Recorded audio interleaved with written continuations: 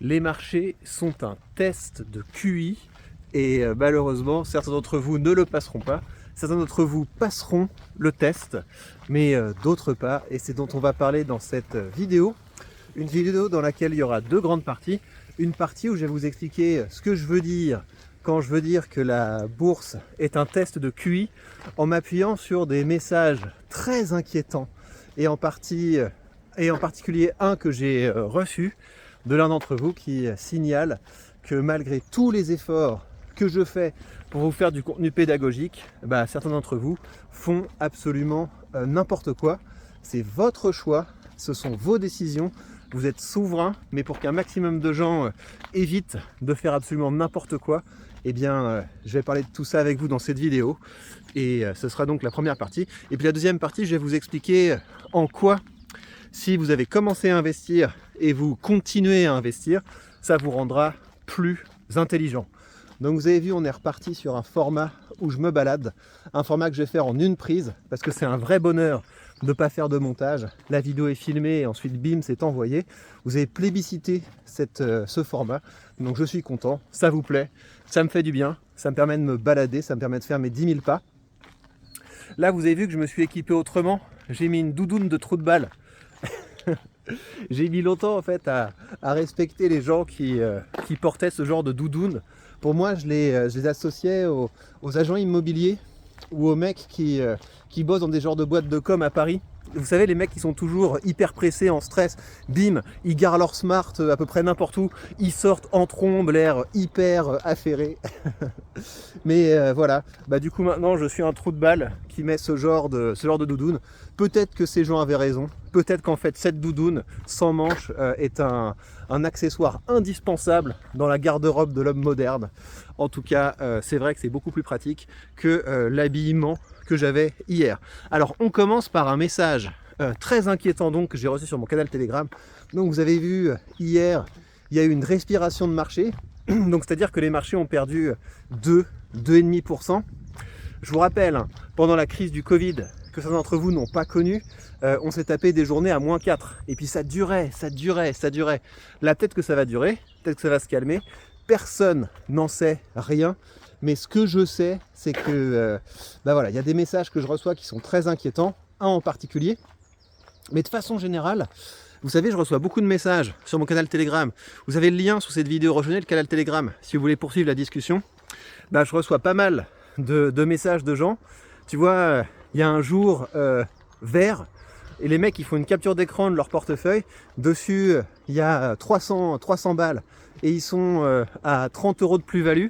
Et ils te sortent, ouais, en fait, l'investissement c'est facile, je suis hyper content d'avoir commencé à investir. Et puis le même genre de mec, ou peut-être d'autres, ils te font plus tard une capture d'écran avec leur portefeuille, il y a 400 balles dessus, ils ont perdu 63 balles et ils te disent ouais, je pensais pas que ce serait aussi difficile. Ou alors les mecs ils te font une capture d'écran de leur portefeuille, il y a 200 balles dessus, les marchés ont baissé de 3% au cours de la semaine et ils te disent youpi, c'est les soldes. Alors que probablement les mêmes mecs vont commencer à flipper grave si vous avez une vraie baisse qui s'amorce. Mais donc, le message dont je voulais vous parler, c'était un message qui était là à la limite, si vous voulez, les gens qui font des captures d'écran, déjà, de base c'est bien, tu vois. De base c'est bien parce que ça nous permet de discuter, donc j'essaie de recadrer, j'essaie de décentrer, de dire à ces gens, non mais tu sais pas vraiment encore ce que c'est qu'une vraie baisse, ça peut vraiment faire plus mal que ça. Et puis toi, t'as encore pas investi beaucoup, quand t'auras beaucoup investi. Enfin, vous voyez, moi, quand j'ai des baisses, hier, il y avait marqué moins 3000 balles sur le courtier. Moins 3000 balles, c'est le salaire de beaucoup de gens. Et moi, mon courtier, c'est encore rien par rapport à un mec qui a investi à hauteur de 1 million, à hauteur de 10 millions, etc. Donc il faut quand même relativiser un petit peu. Mais de façon générale, c'est très bien d'avoir commencé à investir. Vous pouvez vous en féliciter, mais gardez quand même à l'esprit que vous êtes seulement au tout début du parcours, vous n'avez encore rien vécu. Si vous commencez à investir alors qu'il y a des baisses, c'est très bien, parce que ça va vous permettre de faire votre estomac.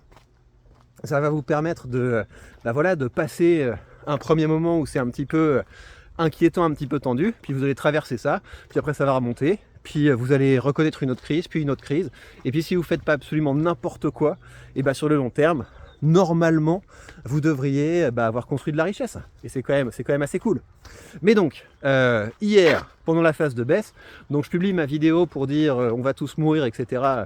Vidéo qui a très bien marché. Et donc, je continuerai à faire des miniatures de ce genre-là parce que ça marche. Voilà. Vous êtes des... J'allais dire vous, on va dire nous. Nous sommes des animaux sociaux. Et donc nous réagissons à toutes les choses qui peuvent agiter le troupeau. Donc les miniatures de ce genre-là, ça fonctionne. Et je peux vous le dire parce que j'ai quand même créé plusieurs chaînes YouTube qui marchent.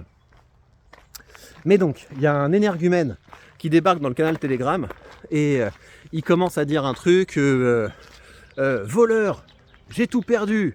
J'ai tout perdu, j'ai commencé à investir en suivant ton lien affilié, j'ai perdu 300 €, j'ai tout vendu, plus jamais je ne touche à l'investissement, voleur. Donc déjà ça c'est le premier truc, ça m'inquiète ce genre de message. Et vous savez quand je vous disais hier que moi quand il y a une baisse de marché c'est pas moi que ça inquiète, mais je me fais beaucoup de soucis pour vous, ce genre de message ça justifie en fait ce que je vous ai dit, que je m'inquiète pour vous. Parce que moi, quand j'ai commencé à investir, j'ai aussi suivi les vidéos de personnes qui étaient plus avancées que moi comme dans l'investissement. J'ai aussi commencé à investir avec les courtiers qui étaient recommandés par des gens qui investissaient depuis plus longtemps que moi. Et quand les marchés ont franchement baissé, mais jamais ça me serait venu à l'esprit de rejeter la faute sur quelqu'un d'autre.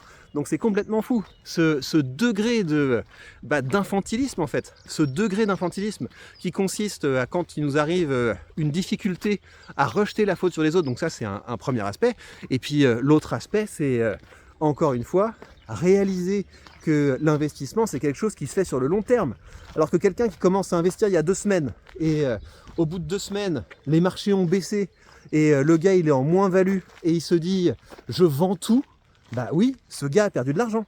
Et pourquoi est-ce que ce gars a perdu de l'argent? Il a perdu de l'argent parce qu'il n'avait pas le bon tempérament. Et j'en ai fait tellement, j'ai fait tellement de vidéos à ce sujet-là, où je vous montre les courbes à court terme et à long terme, où vous voyez que les marchés à court terme, ça peut être effectivement très agité.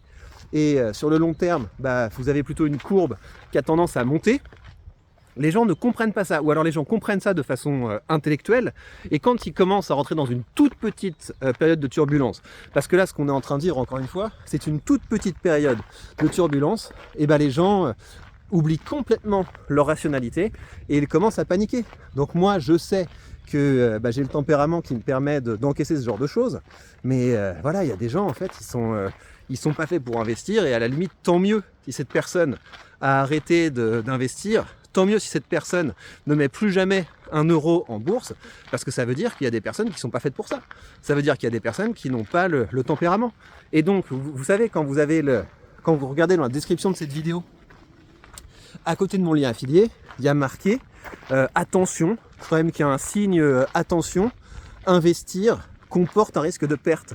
Le risque de perte, c'est ça. C'est que vous pouvez commencer à investir, vous pouvez commencer à paniquer, et vous pouvez perdre de l'argent parce que vous allez vendre des choses moins chères qu'au prix où vous l'aviez acheté. Et en plus, si vous voulez, moi j'essaie d'avoir une approche qui est la plus passive possible. Je ne suis pas investi dans des trucs qui sont délirants, je suis investi dans des choses qui suivent le rythme des marchés. Mais vous avez des gens, peut-être qui se prennent pour un autre, qui vont commencer à investir en faisant des choses hyper risquées. Ils ont jamais commencé, ils se sont jamais formés à l'investissement, mais ils vont acheter des choses hyper risquées et après ils vont se mettre à paniquer. Cette personne a ajouté une autre chose, donc il y avait vraiment ce côté voleur, arnaqueur, etc. Donc évidemment après je l'ai viré, parce que moi une personne qui manque de respect sur mon canal Telegram ou sur ma chaîne YouTube, ça dégage immédiatement. Faut réaliser que pour faire du contenu plusieurs fois par jour comme je le fais avec vous, je mange des centaines de commentaires par jour. La plupart des commentaires, parce que vous savez vous tenir, et parce que le contenu que je fais, c'est un contenu où j'essaie de m'adresser à vous en tant qu'adulte, en tant que personne souveraine. Donc c'est bizarre qu'il y ait quand même encore qui traînent dans mon public des personnes avec cette mentalité un peu loser, un peu gauchiste, mais quand je les croise, ça dégage. Parce que moi, vous voyez, tout ce que je fais dans mon travail de créateur de contenu, c'est un travail pour créer autour de moi un écosystème où il fait bon travailler, un écosystème où c'est agréable, un écosystème où je prends du plaisir, parce que c'est une condition pour la durabilité. Vous avez plein de créateurs de contenu qui au bout d'un moment font une espèce de burn-out du créateur, qui partent et puis après qui reviennent pas parce qu'ils considèrent que leur communauté est toxique. Mais pour avoir une communauté qui n'est pas toxique, c'est un travail quotidien. Et donc il faut connaître ses lignes rouges. Et moi, quelqu'un qui vient, qui me manque de respect, ligne rouge, ça dégage. Il n'y a pas de oui, mais en fait c'est une critique constructive. Ça dégage. Je ne prends pas de critique constructive de random dans les commentaires. Moi, si j'ai besoin d'avoir un feedback, je vais voir un coach qui est spécialiste et je le paye. Bref, ça c'était la petite mise au point. Et donc l'autre chose qu'a dit ce mec là, donc blablabla, c'est vous n'allez pas vous en tirer comme ça. J'ai saisi Antoine Léaumont parce qu'il ne faut pas que les libertariens comme vous s'en sortent aussi facilement. Et donc c'est pour ça que j'hésite en fait. Est-ce que c'est vraiment quelqu'un qui était un demeuré en fait, qui s'était perdu sur cette chaîne et qui s'est dit je vais devenir riche rapidement, alors que c'est vraiment le contraire. C'est le contraire du message que j'essaie de partager sur cette chaîne. Il y a de l'écho là, parce que je passe sous un pont. Le message que j'essaie de partager avec vous sur cette chaîne, c'est que ce n'est pas l'investissement qui va vous rendre riche. Ce qui va vous rendre riche, c'est votre travail. C'est le fait que vous allez commencer à devenir bon dans un domaine, que vous allez communiquer sur le fait que vous êtes bon dans ce domaine, que vous allez trouver des clients, que vous allez apporter de la valeur sur le marché et que vous allez contribuer à un écosystème plus sain. C'est ça la base de votre travail. Et donc très régulièrement, j'insiste là-dessus, très régulièrement, je vous explique que vous devez créer un business pour pouvoir augmenter ce que vous pouvez investir. Mais une personne qui vient avec la mauvaise mentalité, à savoir ce sont les autres qui sont responsables de ce qui m'arrive, et puis qui arrive aussi avec cette mentalité de ouais, en fait l'investissement, c'est une manière de devenir riche sans travailler, non. L'investissement, ça ne va pas vous rendre riche. L'investissement, c'est quelque chose qui permet de décupler les fruits de votre travail. Mais à la base, il faut qu'il y ait un travail. À la base, il faut que vous ayez travaillé. Donc je ne sais pas en fait si ce mec c'était un troll.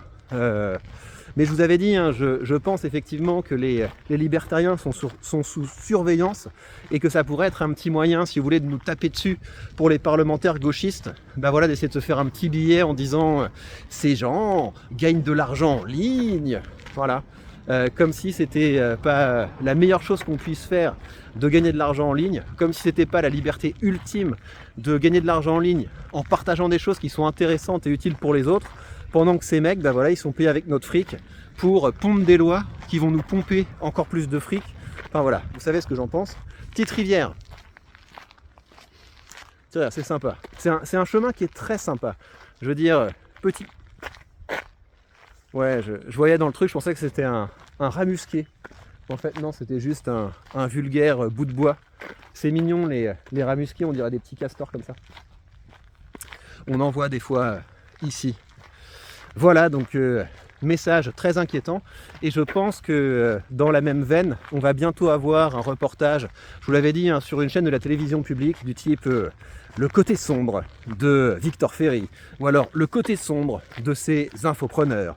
Dans ces vidéos, il a l'air d'enseigner des choses aux gens, mais nos journalistes se sont infiltrés sur son compte Telegram, et là, c'est le drame. Des mèmes racistes. Je suis sûr que ça va être un truc de ce genre-là, parce que évidemment des fois il y a des trucs qui me font marrer. Et la dernière fois j'ai publié un mème sur mon canal Telegram où vous avez Jean-Marie Le Pen qui a une tête comme ça. Et vous avez je sais pas ce que c'était cette histoire, mais vous aviez manifestement un maghrébin roux qui s'était fait choper, je crois, pour du trafic de drogue. Et le tag en dessous de l'image, c'était ta tête quand tu découvres une nouvelle espèce, le rougnoul. Je suis désolé, c'est drôle. Voilà, c'est drôle, j'ai le droit de dire que c'est drôle.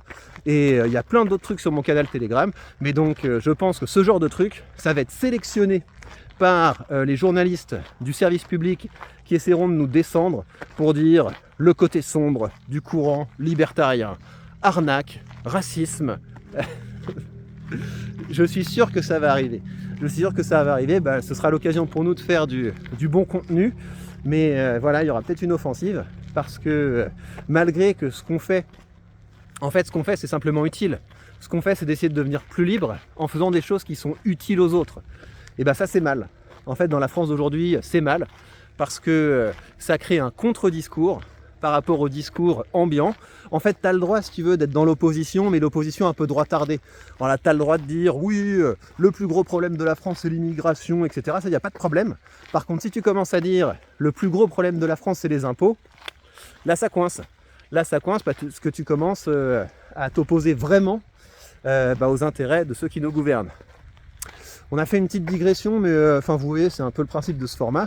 Donc maintenant que je vous ai dit que des fois les messages que vous m'envoyez me font peur, voilà, j'ai peur que vous ayez des gens qui ont commencé à investir avant-hier et qui, voilà, ça baisse un petit peu et ils se disent oulala, c'est terrible ce qui s'est passé, je suis ruiné, plus jamais je n'investirai de ma vie. Bah ouais, en tout cas dans ce cas-là, c'est mieux que vous perdiez juste 300 balles plutôt que de jouer votre maison, mais faut faire gaffe, peut-être que vous n'êtes pas fait pour investir, peut-être que vous n'avez pas le tempérament pour investir, mais encore une fois, la majorité des gens, et je le vois dans les commentaires de mes vidéos, et je le vois sur le canal Telegram, la majorité des gens ont le bon réflexe, mais faites gaffe quand même aussi au côté ouais, c'est trop bien, c'est les soldes. C'est trop bien, c'est les soldes, jusqu'au moment où vous allez vraiment flipper. Parce qu'il y a un moment où vous allez vraiment flipper. Moi, je me rappelle, il y a vraiment eu des moments, à la fois pendant la crise du Covid et pendant le début de la guerre en Ukraine, où il y a un moment où vous vous dites, mais vraiment, fou, là, ça fait mal, là. Là, ça commence à faire un petit peu peur. Là, on commence à se dire que peut-être ça peut arriver, peut-être ça peut baisser beaucoup plus bas, peut-être que je peux vraiment commencer à perdre de l'argent. Et en général, c'est les jours les pires en bourse, ça c'est mon expérience, les jours les pires en bourse sont souvent suivis par les jours les meilleurs, si vous voulez. Et c'est une des raisons pour lesquelles c'est pas le meilleur plan de vendre vos positions pour vous mettre en cash et pour attendre le crash, parce que souvent vous allez vendre au pire moment et ensuite re-rentrer sur le marché au pire moment. Et de façon générale, plus vous essayez de faire des trucs et plus vous risquez de vous planter. Donc quand vous investissez, faites le moins de trucs possible, détendez-vous, visez le long terme et puis concentrez-vous le plus de votre temps doit être consacré à votre revenu actif. Et donc encore une fois, c'est ce qu'on fait aussi sur cette chaîne. Deuxième lien sous cette vidéo, je suis en train de vous envoyer une série d'articles pour vous expliquer comment vous allez pouvoir monétiser votre contenu. Deuxième partie de cette vidéo, pourquoi est-ce que quand vous allez commencer à investir et maintenir le rythme, vous allez devenir plus intelligent. De mon expérience, le fait d'avoir commencé à investir, ça a eu pas mal d'impacts positifs. Le premier impact positif, oui, et donc j'ai une définition de l'intelligence qui ne va pas plaire à tout le monde, parce que moi je considère que un des critères les plus objectifs pour mesurer l'intelligence, c'est le revenu. Je parle pas, si vous voulez, parce que je sais qu'il y a toujours le cas de quelqu'un qui est complètement débile, qui a hérité d'une énorme fortune et il se retrouve riche et bête. Donc c'est pour ça que je dis que le plus grand signe d'intelligence et le plus objectif d'intelligence, c'est pas le patrimoine, c'est le revenu. Et le fait que vous soyez en train d'augmenter votre revenu, c'est un bon signe du fait que vous êtes intelligent. En tout cas, je trouve que c'est une mesure qui est finalement peut-être plus logique que les tests habituels où voilà, vous avez des petites poulies et puis il faut dire si je tourne celle-là dans tel sens à l'arrivée, etc. Ou alors l'intelligence, la mémoire, enfin je sais pas, vous savez, les tests de QI habituels. Pourquoi est-ce que je dis que l'argent, c'est quand même l'argent que vous gagnez, votre capacité à augmenter votre revenu, c'est un bon signe d'intelligence? Parce que le revenu, ça sanctionne le fait, en général, que vous avez été capable d'apporter une solution à un problème et que les gens ont identifié cette solution comme une bonne solution, au point qu'ils sont prêts à sortir leur carte bleue pour pouvoir acheter votre solution. Donc vous savez, pour moi l'intelligence, c'est être capable de régler un problème réel, pas un problème du type le sexe des anges, etc. La capacité à régler un problème réel avec une économie de moyens. Pour moi c'est ça l'intelligence, et a priori, si vous êtes capable d'augmenter votre revenu, c'est que vous êtes capable de faire ça. C'est-à-dire que vous êtes capable d'apporter une solution, et cette solution, elle a une valeur sur le marché, peut-être soit parce qu'elle est plus efficace, soit parce qu'elle coûte moins cher que les autres solutions qui sont concurrentes. Bref, j'ai remarqué que depuis que j'ai commencé à investir, moi je me suis complètement passionné pour ça. La plupart du contenu que j'écoute c'est du contenu d'investissement. Je regarde un petit peu de contenu politique si vous voulez, mais en matière de contenu politique, je préfère aller aux sources. Je vais avoir plus tendance à regarder le discours directement, à lire le document directement, à lire le rapport directement, plutôt que d'écouter le discours, l'analyse qui va être faite par quelqu'un d'autre sur cet événement. Donc j'aime bien aller aux sources en matière de politique et d'économie. Et sinon, ce que j'aime bien faire, c'est consommer du contenu sur la finance. Et donc je consomme beaucoup de contenu sur la finance. Si j'ai créé cette chaîne, c'est aussi parce que j'adore le contenu sur la finance et parce que j'avais fini YouTube en fait. J'étais en train à chaque fois d'actualiser pour essayer de trouver ma dose de contenu sur la finance. Et donc j'ai commencé à créer du contenu sur la finance parce que j'aimais beaucoup ça. Mais donc le fait d'avoir commencé à investir, d'être passionné pour ça, ça m'a poussé à augmenter mes revenus parce que j'aimais tellement le sentiment d'acheter de plus en plus de parts d'entreprise, d'augmenter mon patrimoine financier, que j'étais vite à court en fait. Parce qu'une fois qu'on a dépensé l'argent qu'on pouvait investir au cours du mois, il faut attendre encore un mois et c'est désagréable. Donc j'ai eu vraiment à cœur de trouver des manières d'augmenter mes revenus pour pouvoir augmenter l'argent que je pouvais investir. Donc je considère que commencer à investir régulièrement, c'est une super motivation pour pouvoir augmenter ses revenus. L'autre chose où je pense que l'investissement c'est quelque chose qui va vous rendre plus intelligent, c'est que commencer à investir, ça va vous pousser à virer les dépenses les plus inutiles. Et j'ai des souvenirs en fait d'argent que j'ai dépensé vraiment de façon débile. Typiquement, je crois qu'un des premiers salaires que j'ai eu, un des premiers vrais salaires que j'ai eu, c'était peut-être 1700 €. Et sur ces 1700 €, j'ai dû dépenser à peu près 500 balles pour acheter des lunettes de soleil à la meuf qui était avec moi à ce moment-là, meuf qui est plus ma copine. Et c'est juste ça en fait, c'est que vu qu'on n'a pas cette logique du fait que l'argent ça a vraiment de la valeur, parce que l'argent d'aujourd'hui, si vous pouvez l'investir sur le long terme, il va faire des petits. Quand vous n'avez pas intégré ce concept, l'argent peut vous brûler un petit peu les doigts, surtout quand vous êtes jeune, parce que vous n'avez pas encore beaucoup de factures, vous n'avez pas beaucoup de charges, vous n'avez pas d'enfants, tout ce genre de choses. Et voilà, vous pouvez vous dire on ne vit qu'une fois, YOLO, etc. et de faire des dépenses qui sont vraiment débiles. Et quand vous avez commencé à investir, ça vous pousse quand même à faire un petit peu plus attention à votre argent et à vous dire en fait la meilleure chose que je puisse faire avec l'argent qui me reste, c'est pas de le claquer dans des bêtises, c'est de le claquer dans des choses qui vont augmenter ma richesse future. Et puis la dernière chose, je pense, c'est pour laquelle commencer à investir, c'est quelque chose qui va renforcer votre intelligence. Là, je parlerai plutôt de l'intelligence émotionnelle, mais je trouve que c'est lié en fait, parce que le fait d'avoir une mauvaise intelligence émotionnelle, comprise comme une mauvaise maîtrise de vos émotions, c'est quelque chose qui fait qu'assez régulièrement, votre raisonnement est parasité. Et je trouve que commencer à investir, ça veut dire que vous jouez au vrai jeu, quoi. C'est pas le petit jeu sur PlayStation, c'est le vrai jeu où il y a un vrai enjeu, parce que quand vous prenez de mauvaises décisions, ça peut avoir un impact direct sur vos revenus. Et quand vous commencez à avoir de l'argent qui travaille en bourse, quand vous commencez à investir avec un certain enjeu et que vous rentrez dans une période de trouble, dans une période de turbulence, là, il faut avoir de l'intelligence émotionnelle. Parce que si vous n'avez pas de l'intelligence émotionnelle, vous allez commencer à faire n'importe quoi. Et si vous êtes vraiment tout en bas de l'échelle du QI, après vous allez accuser les gens qui vous ont motivé à investir d'être responsables. Et ça nous ramène au message que j'ai eu précédemment. C'est d'ailleurs pour ça que j'ai jamais accepté, quand il y avait des gens qui m'étaient proches, de leur dire tiens, tu devrais investir dans ça. Jamais. Et sur ma chaîne non plus, je vous ai jamais dit vous devriez investir dans ci ou dans ça. J'ai toujours refusé de répondre à ce genre de questions, ou les questions du type est-ce que tu penses que ça c'est un bon investissement, est-ce que tu penses que ça va monter? J'en sais rien, et vous êtes souverain. Parce qu'en fait je sais que si j'avais commencé à construire le portefeuille d'un ami ou d'un parent, etc., vu que les gens n'ont pas fait le processus de décision, vu que les gens n'ont pas fait l'effort de se dire tiens, si je mets ça dans mon portefeuille, c'est pour telle raison, c'est parce que j'ai telle thèse d'investissement, quand ça va commencer à tanguer, vous ne saurez pas en fait ce que vous avez dans votre portefeuille. Et je sais qu'il y a des gens qui ont certaines choses en portefeuille parce qu'ils le voient chez moi, et ça c'est une bêtise. Prenez le cas de Main Street Capital. Main Street Capital, c'est une toute petite boîte. Toute petite boîte. Regardez les finances, c'est comme ça Main Street Capital. Et c'est une boîte qui a beaucoup de dettes.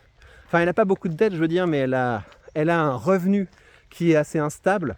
Et vu qu'elle paye un très gros dividende, en ce moment, elle paye plus de dividendes qu'elle n'a de cash. Et donc, elle doit puiser dans ses réserves.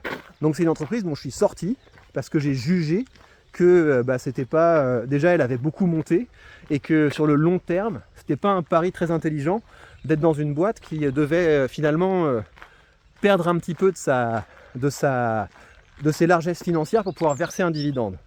Et je sais qu'il y a plein de gens qui ont maintenant Main Street Capital dans ce portefeuille, moi je ne l'ai plus, et qui vont devoir se dire mais en fait est-ce que moi j'ai envie d'avoir cette boîte en portefeuille? Et puis il y a des gens qui vont simplement la vendre parce que je l'ai vendue, etc. Et ça j'y peux rien. Ça j'y peux rien, c'est pas de ma faute, c'est pas de ma faute, c'est de votre faute. C'est votre faute si vous mettez dans votre portefeuille des choses parce que vous les avez vues chez moi et parce que vous n'avez pas fait le travail en fait de vous demander tiens mais pourquoi est-ce que j'ai ça en portefeuille? Et donc une crise, et là c'est pas une crise encore une fois, là c'est une petite turbulence, c'est une très bonne opportunité de savoir si vous êtes quelqu'un de responsable, c'est-à-dire est-ce que vous allez, quand vous allez avoir une perte, est-ce que vous allez vous dire oui en fait c'est de ma faute? Et moi ça m'est arrivé, hein.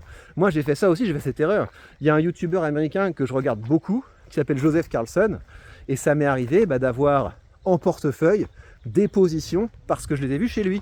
Et ça m'a fait le coup une fois où le gars a vendu une ligne que j'avais rentrée dans mon portefeuille parce que je l'avais vue chez lui, puis il en avait parlé, puis ça m'avait convaincu. Et mon premier réflexe c'était de me dire ouais le bâtard, mais pourquoi est-ce qu'il vend ça? Pourquoi est-ce qu'il vend ça? Je me sens trahi. Mais assez rapidement, parce que je commence à avoir un assez bon détecteur à gauchisme en fait.